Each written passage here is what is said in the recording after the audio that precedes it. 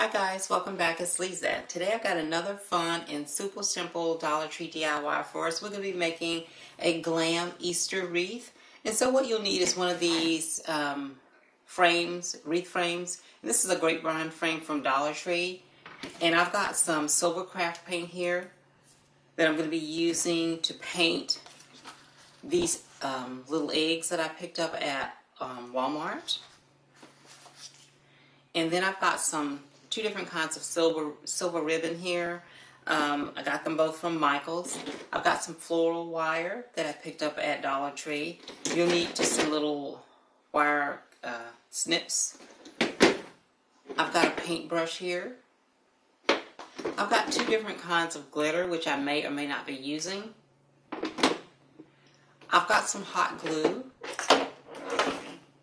a pair of scissors, and then I have some flowers here. I've got some white flowers, but you can use whatever color you like for your Easter wreath. And then I have some little gypsum here. I think this is what it's called, gypsum. It kind of looks like baby's breath, but it's not baby's breath. And the flowers are all from Dollar Tree. Now, I've got 6 of these little screws here. And what I'll do, and you'll see this as we go along, I'll use these to put into the bottom of the egg after I have pushed it through a cardboard box. So you're going to push this through a cardboard box, and you'll see all of these steps as we go along. And then we'll just have the egg sitting on top so that we can paint it. We'll be able to get all the way around the egg without having to touch it, so we don't have to transfer any paint or anything like that, or smudge any paint. But anyway, these are the items that we'll need in order to get the wreath completed. So let's get started.